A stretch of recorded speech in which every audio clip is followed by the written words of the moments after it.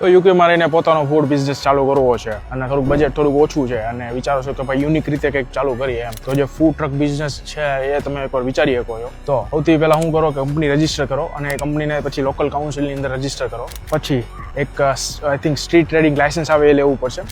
ત્યારબાદ જે local council છે તમારું જે ફૂડ ટ્રક કે હાયર કરેલો છે કાં તો પરચેસ કરેલો છે એને કોઈ ઇન્સ્પેક્શન કરવા આવશે. એ ઇન્સ્પેક્શન થઈ જાય પછી તમને રેટિંગ આપશે અને પછી તમે ચાલુ કરી શકશો. આ બધાની સાથે સાથે તમારે થોડુંક આઈ થિંક ઇન્સ્યોરન્સનું થોડુંક જોવું પડશે. વોટ એવર જે ફૂડના જે રિલેટેડ જે ઇન્સ્યોરન્સ છે બધા પરચેસ કરવા પડશે. કોર્સ એની વગર તમને અપ્રુવલ નહીં આપે.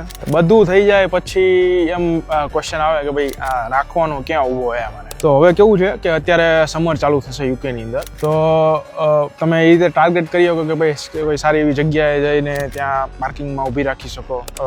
નજીકના તમારે તમે જ્યાં રહેતા હોય ત્યાં નજીકના પાર્કમાં જઈને ઊભું રાખી શકો અને ટ્રાય કરો કે મેનુની અંદર અહીં જે ભૂરિયાઓ જે ખાતા હોય ને એ મેનુ તમે રાખો. બિઝનેસની ઓવરઓલ તમારે ડિટેલ જોતી હોય તો કમેન્ટમાં મને કરો ફૂડ, તો હું તમને છે નાખી ઓવરઓલ તમને ડિટેલ મોકલી આપું.